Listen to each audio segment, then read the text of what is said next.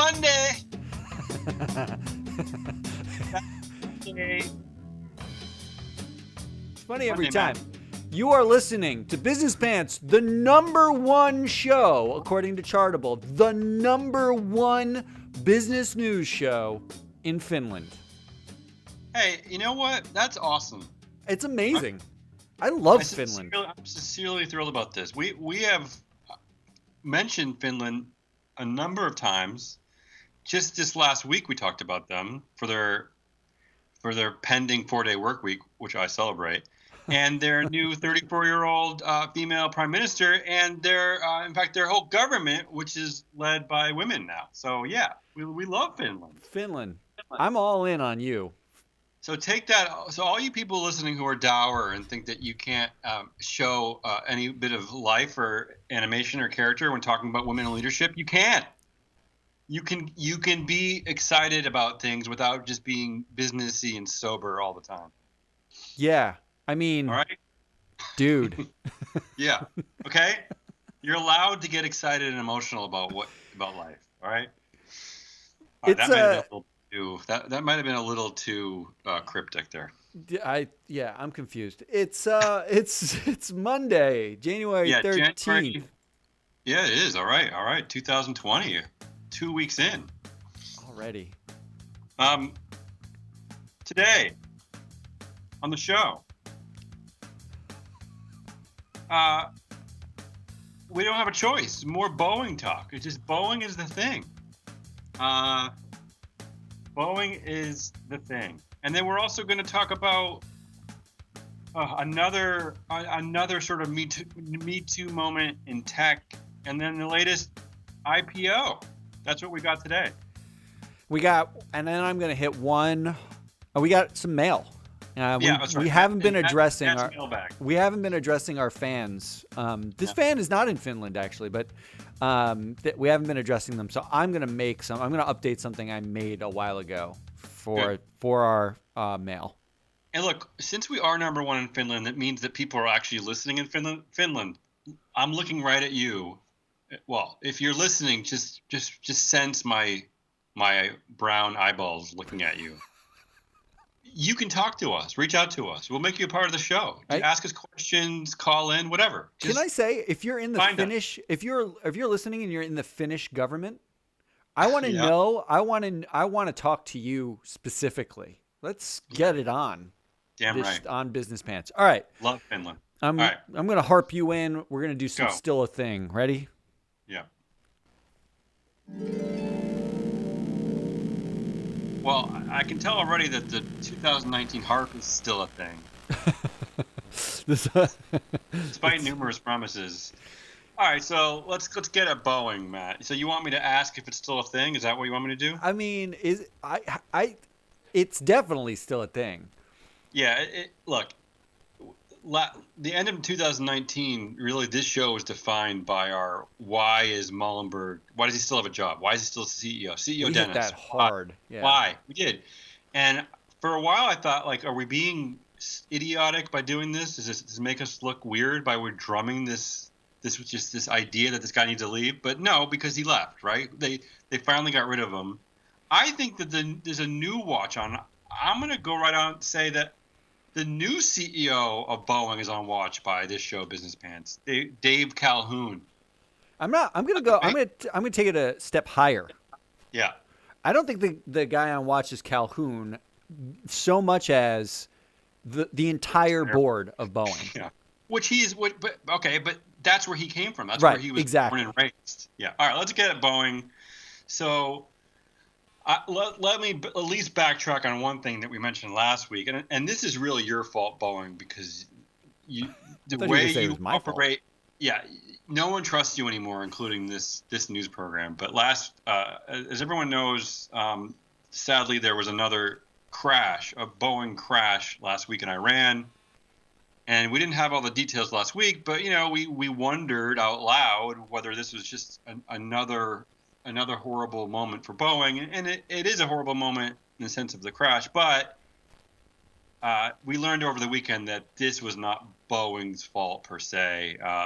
The Iranian government has owned up to its mistakes in shooting down the plane. So, but here's the thing now that seems to happen, because the crash happened, and I'm sure journalists in the entire world, the first question they asked was, Boeing. Who was the manufacturer? Was it Boeing? Yeah, no, it's true. Yeah. I mean, that becomes a thing because of everything that's gone on. Like, they all want to know, was it a Max 8? That's got to be the first question now. That's the cloud that Dave Calhoun is under, effectively. And I'm going to talk about that in a second, because that's an important cloud that he is under. But first, I want to once again set the context for Boeing and how important Boeing is to the not only the world, but especially the U.S. economy. For those of you listening in Finland, if you don't know this, no, I'm serious. But the U.S. Treasury Secretary has already said, he said on Friday that there's no question that the Boeing situation, just Boeing alone, is going to slow down GDP numbers, and it could curb U.S. GDP in 2020 by 0.5 point. Now, I don't really know what that means, Matt, but it sounds big. So effectively, Boeing is such a large employer, plus has so many government contracts, plus is so subsidized and monopolized along the supply chain, that its absence for any length of time or a problem there affects the entire output as measured by GDP of the United States of America. That's incredible. It's incredible, and it begs us to question Dave Calhoun even more. But we'll get to that. So as Matt mentioned, the supply chain, Boeing 737 MAX supplier Spirit Aerosystems has announced that it's cutting up to 20% of its workforce. They're going to be laying off 2,800 workers. So that's just one example of the pain felt from this. Okay, so the other news Boeing-wise was that they kind of proudly announced that CEO Dennis was denied severance, right? So, trying to make the company look good. But what they kind of buried in that lead was that he is walking away with $62 million in stock awards and pension benefits. I don't know how it's possible, but we here at Business Pants underestimated by more than $20 million how much he was going to take home. Well, no, we didn't. The reason is, Matt, is because he was supposed to get an extra $28 million in severance, like a severance payout, but Boeing is not giving him that amount. So they clawed back his severance. I don't know if they clawed it back, but I think they had the right, based on how he left, to not offer it. I think that was like an extra amount. So do we applaud them? No, I don't think so. Okay, let's go on. So there's other crazy news release, including, and I gotta ask you, why are they doing this? Boeing has released hundreds of internal messages that contained harshly critical comments about the development of the 737 MAX, including one that said that the plane was, quote, designed by clowns who in turn are supervised by monkeys. Why are they releasing this stuff? I don't understand. I think they have to in some level. Okay, so it's like now that they got rid of the CEO Dennis, they have to stop hiding and futzing around. Yeah, I think if you're Boeing, at this point, like, you need all of the worst to get out of the way so that you can move on. So if this is I don't know actually. Do you know if this was a voluntary release, or was it like a leak? No, I don't see anywhere where it was a leak. It sounds like that Boeing has the voluntary release, or are part of like some government conversation, because what they're in talks with the FAA still about getting everything in order, so that the MAX 8 can start being produced again. Not that if they got the MAX 8 back into production, any human being would want to fly in it if they knew better, right? But all that said, this may be part of the cleanup. Like, if you're smart PR, you get all of the negative, you dump it all at once. And notice that they also dumped this over the weekend, right? This was true. This is like your classic Friday news dump, so that nobody pays attention, but it's all out there. Of course, you can't sneak it by Business Pants. That's right. So here's what else is in there. Another message included one employee asking another, would you put your family on a MAX simulator trained aircraft? I wouldn't, and the other employee said no. The messages also highlight an aggressive cost-cutting culture and disrespect towards the FAA, the Federal Aviation Administration, which you just mentioned. And you're right. So I think what you're saying is right. They're trying to get ahead of this. They're trying to air their dirty laundry, so to get beyond it, because Boeing is seeing this as a moment So they're saying that these communications do not reflect the company we are and need to be, and they're completely unacceptable. Okay. And the new CEO is using this moment to say that he needs to overhaul the company's culture when he takes the reins today. So that he's starting today. So David Calhoun is being tasked with overhauling the company's culture. But what's wrong with that? Okay. There are more than one thing wrong with that. All right. So yeah, let's get at it. Much like McDonald's saying they're going to overhaul the corporate culture. Let's just get the stats out, okay? Yeah. And to be fair, before you get into that, they're right. They do need to overhaul the culture. But sure. What's wrong with David Calhoun saying that? Sure. Okay. So here's the problem. Okay, Muhlenberg is fired by the board of Boeing, effectively. Calhoun is hired. Calhoun was on the board of Boeing, was given the chair role of the board of Boeing after Muhlenberg was slapped on the wrist with a removal of the chair role. And then Calhoun also had to give up he was the head of the nominating committee for the board of Boeing. Okay. So Calhoun's the guy who chose the board that Boeing has, in part. Right. He nominated a lot of the board members. Calhoun... So already a significant part of the culture that he's trying to get rid of. So already we got a problem. He set up the current culture of Boeing by nominating the board who oversees management. Right. Calhoun, along with Susan Schwab and Dennis Muhlenberg, still on the Caterpillar board together, the Caterpillar 3. Caterpillar 3, yeah. And the nominating committee chair has moved to Ed Liddy. which is a businessman's favorite. And literally my favorite human. Yeah. This is weird because we didn't know it was coming to this, but we have mentioned Ed Liddy for other reasons on this show. So if you don't listen to this show, you don't know who Ed Liddy is. If you do listen to the show, you know that Ed Liddy has been on the board of Boeing. He celebrates his 10-year anniversary on the board of Boeing this year, and 10 years on another board and 20 on Caterpillar. He is basically your perfect embedded and trenchy boardy member. And now he's in charge.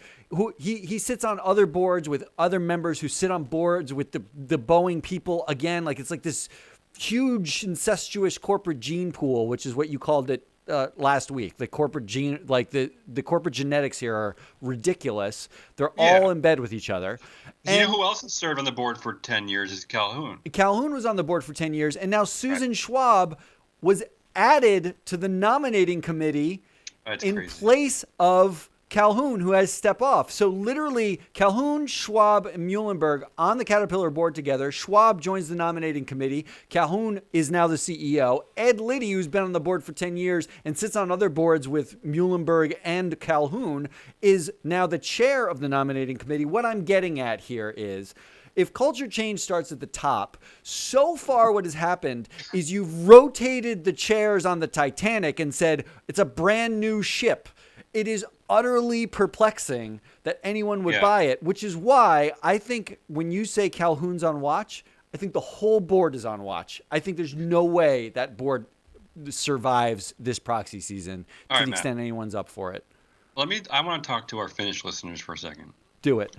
Because I don't know that we have I don't know how big number one in Finland, baby. Right. So I'm going to talk to Finland only here. Finland, I want you to listen to what we're saying about the culture at Boeing, about the Caterpillar 3, Calhoun, the cronyism, the incestuous genetic executive gene pool, and all that. And I want you to spread the news, okay? I'm tasking you, the Finnish listeners, with spreading this because no one else is picking up on this in the American media. They need to. They're focused, maybe a little bit too much on CEO Dennis and blah, blah, blah, blah, blah. But this is where it's at. The culture at Boeing cannot be changed by the old culture. It's not going to happen. Also, worth noting that Calhoun still has like 19 other board positions that he's got to relinquish himself from and extract himself from other full-time jobs. It's not like turning around Boeing is that challenging, Matt. So he's got. it's only a massive cog in U.S. GDP. Let's move on before my brain explodes. All right.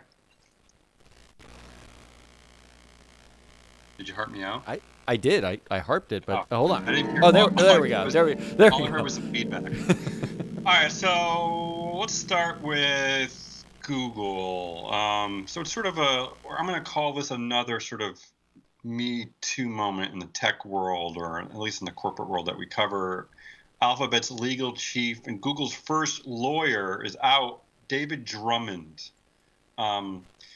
So David Drummond, if you haven't heard of him, he actually is someone who he married a Google employee, and then he had children with another Google employee, and that second one wrote a big article on Medium and claimed that Drummond abandoned her and their child. So lovely. Yeah, not a good story there. This came after thousands of Google employees worldwide walked off the job to protest in November 2018 after a report that a former executive received a $90 million pay package following allegations of sexual harassment. So Drummond is out, and of course, Google is not seizing on this moment to talk about the issues that they're not framing it in the way that we're framing it, right? I mean, they're not saying that they pushed him out for these reasons. They're not saying they pushed him out at all. They're making it sound like that Drummond walked away voluntarily, which I'm going to tell you right now is simply not true, because he's the chief. I'm sorry, but he is the legal chief at probably the most important company in the world, and they don't have a replacement. So clearly they weren't ready for this, right? This is just like they just suddenly happened, right? I mean, this wasn't a planned retirement. And not only that, but Drummond he's been pulling a Travis, and he's been quickly dumping Alphabet stocks. He's sold over $70 million each of the last 3 or 4 months. So it's over $200 million worth of stock since November. So yeah, I mean, anyway, it's worth noting. It's important, but I bring this up in the same way I brought up about McDonald's when Easterbrook stepped aside for its crappy culture. Is that these companies need to seize on the truth here, right? I mean, they need to see these moments as I don't know, good corporate teachable moments. That's what I mean, like you can moralize it all you want, like it's a teaching moment. Yeah, well, I have a Montreal hat on, so I come from a Quebecois socialist regime. I do think that this is what Sundar Pichai inherited, knew he was going to inherit, right? Like, and despite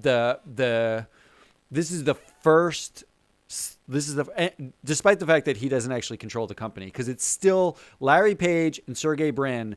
I don't care that you don't want to be CEO anymore and you don't want to, you want to say like somebody else is doing all the work. You own the company. You own the company. You own all the voting rights of the company for the most part, right? So, but Drummond, it represents sort of the first stumbling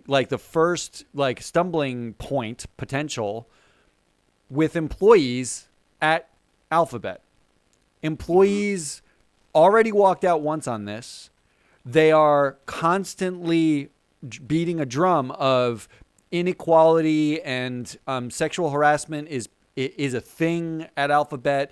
The management isn't listening. Alphabet has stepped up its rhetoric about keeping employees quiet, along with Amazon and the other tech companies. They are all these companies are actively fighting or undercover and fighting unionization or organization of the employees. So why not be proud they're getting rid of Drummond? Because what's unstated here is how much he might leave with.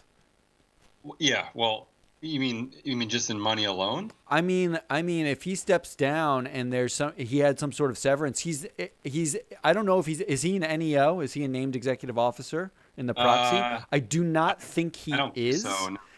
Which means they wouldn't have to announce how much money he was getting from that's true. As severance, if that was part of his package.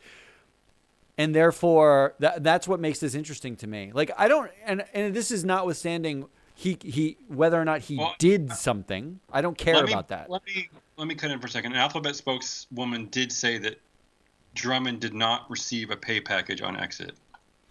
So, and this to me will be the interesting thing to watch. How Google Alphabet handles this with their employees.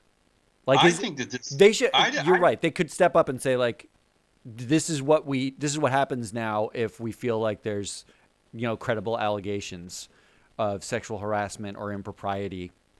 This is what we do. Well, so maybe internally they're going to handle this differently. I think that this is definitely I think Sundar is responsible for this. I think that there's no coincidence that he's leaving after Larry and Sergey stepped down, right? And I even looked at his sad goodbye message, and he doesn't mention Sundar by name. He only says, tight.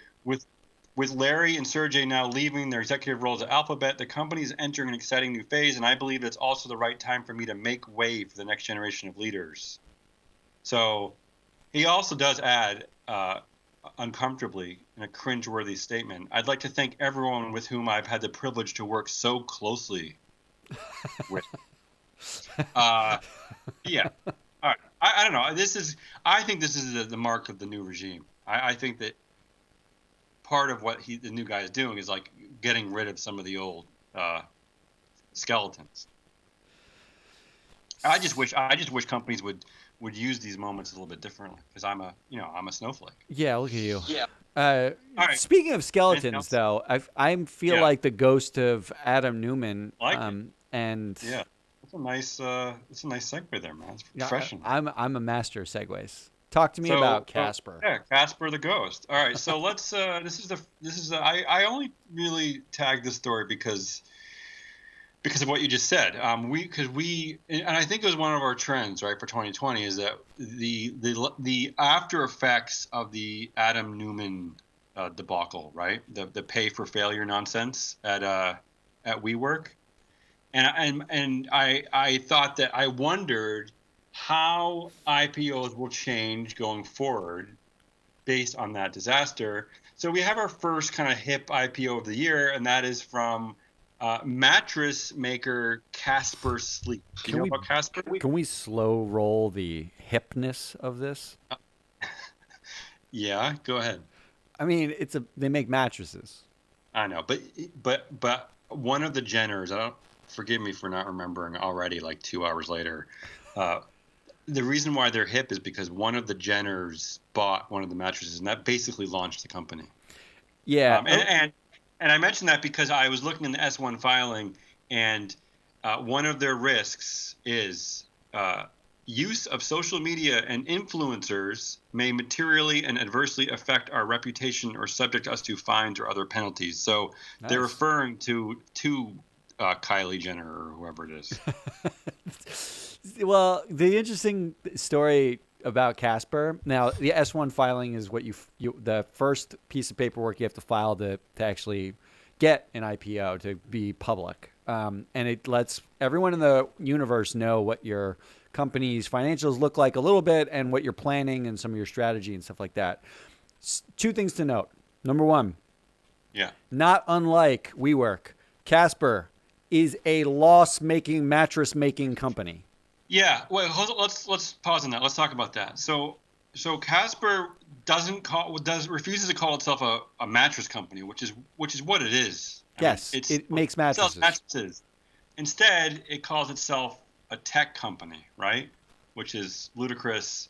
So let's talk about it. Is this the way of hiding the fact that you're a loss maker? Like, what's going on there? So that brings me to number two, which is, not only does it call itself a tech company, which everyone in the universe still wants to do for some reason, but it has purported to have like a strategic pipeline that includes something called the Sleep Arc, where they will offer solutions for everything that people use to go to sleep. And they've also tried to pivot into some really weird spaces to make it sound more techy, but they only sell mattresses currently. So right now, if you're an investor, you will be investing in a company that makes mattresses at a loss, but says that it is a technology firm covering the full sleep arc of human existence with advanced technology. Well, let me correct you there, Matt. They do sell a lamp. So this is what I'm talking about. Okay, so Adam Newman is not dead. The ghost of Adam Newman lives. You're right, but here's why they are a tech company, and the initial filing, unfortunately, there are some gaps. It hasn't told us everything yet, but what it did tell us, like it doesn't tell us the exact ownership structure, the exact owners of the company who owns what and how much and all that. But it does say that there are 2 shares of common stock. One is worth 1 vote per share, and the other is worth 100 votes per share. Nice. So in this sense, they are a tech company, right? I thought they were going to do single class, but thank you for being as techie as you possibly can, Casper. Where did you see they're going to do single class? Yeah, I saw some news reports that they were considering single class. It's. I haven't. I mean, honestly, I think they changed.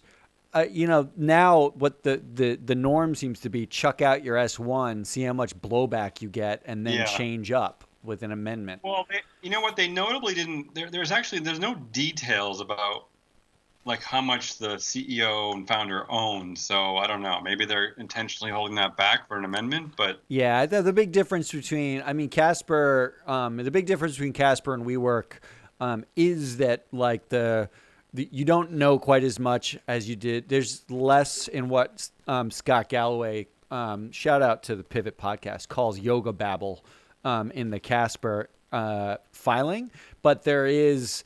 And they're also supposed to be valued at just over $1 billion, where WeWork was like in the 20 to 40 billion range, crazily enough, and has come down to like 7 if you're being generous. Casper, you just don't have the information, and we'll get more. I'm sure they're going to amend, and you're going to find out that they are a true tech company with dual class shares and 100x voting power. And maybe this just speaks to the CEO and founder, Philip Krim. Maybe he's just not. Maybe he doesn't need the same level of attention as someone like Adam Newman. He doesn't have the same flowing locks of hair. I think that's part of it. All right, but we'll. I'm sure there'll be more coming out of this one. We'll stay with it. We'll try to cover all the big IPOs here, but that's all we got on this one so far. So let's do a mailbag. I'm gonna mailbag. Ready? Well, Matt's gonna make a mail response. Yeah. Matt's gonna make a reply. Yeah. So we got some viewer mail. Yeah. Oh, good. From Finland? Not from Finland. The viewer will remain anonymous, but the question was actually about Disney and. Disney. Yeah, okay, I know. Yeah. And in comparison to the FANG stocks, what effectively we had a listener of the show who watched a show a while back in which we looked at whether or not employees can outvote the CEO at the FANG companies. Because we've been talking a lot about unionization or employee activism within the sort of tech companies, but Disney Plus is now out. Disney is sort of stepping into this fangy world, right? With Netflix and Amazon and all the streaming wars, right? Fair to say? Right. And our fangy world here is called big data. So, because really what it's about is a data grab, right?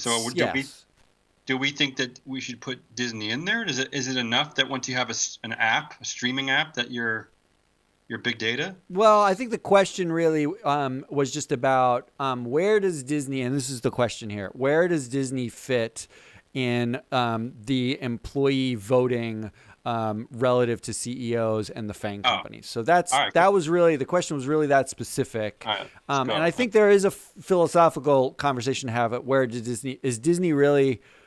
I mean, what is it Disney as a company, especially now that it's got Disney Plus and Hulu and all these, like, it's competing in strategically in content creation. Facebook is just a content platform as Disney. I think we can get into that conversation maybe later. But so employees versus CEOs, who you got? Okay, so just a quick reminder. I generated a chart maybe 2 months ago where I looked at employee share ownership through their share plans versus total CEO and named executive officer ownership. So I wanted to answer the question, what FANG company employees can outvote their CEOs, outvote effectively named executive officers? And you have like Bezos, who owns 16% of Amazon. The employees can't outvote him. You have Google, who, and Facebook, who are owned by Zuckerberg and Sergey Brin and Larry Page. Employees can't own them. But Apple, Microsoft, and Netflix popped as companies where employees have significant amount of share leverage over just the CEO and named executive officers. So where does that put Disney? Disney is actually pretty low on this list, and this is answering that specific question. The share plan ownership at Disney is just over 1% for the employees. Employees own just over 1% through the share plans. And if you're watching online, Matt has a nice chart up. Can you tell me what the colors mean on this chart? The colors are about vested versus unvested shares, like how much the manner of ownership. So at Amazon, just by reference, the total employee ownership, vested and unvested, sits at around 6%.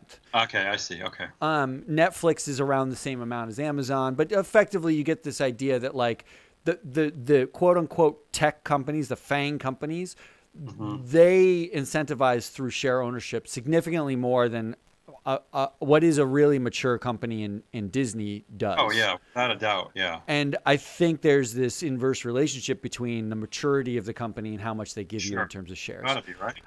But in the end, when I looked at it, relative to Bob Iger and the named executive officers, Disney's employees still own more than the named executive officers do. Disney's employees overall own about 1.2% of voting power. And compared to named executive officers like Bob Iger own, in aggregate, 0.3%. So it's a lot. They can vote. So in the war of CEO or employees versus CEOs, when it comes to who owns the shares and who can vote their proxies, employees win. All right. I don't know what that means, but okay. What it means is last year, in the last proxy season, there were a few proxies that were about like cybersecurity, and they were about employees. That like employees can actually vote on say on pay, right? Like if you don't like how much your boss makes, if you're a Disney employee, you can outvote your boss. You won't outvote Vanguard and BlackRock, who own an aggregate 13% of the company, and always side with management. But you will outvote your boss. So, congratulations. Keep the questions coming in. I like it. Good question. I want some more questions from Finland. That over there is Damian Rallis. I want anything from Finland. Everything from Finland. I am Matt Moscardi. This was Business Pants. We are Free Float Media. It is January 13th, 2020. Thanks to our team here, including Courtney Rowe, Courtney Cook, Dan Rogachnig. Also, art by the inimitable? Is that how you say that? I don't know. John Walsh.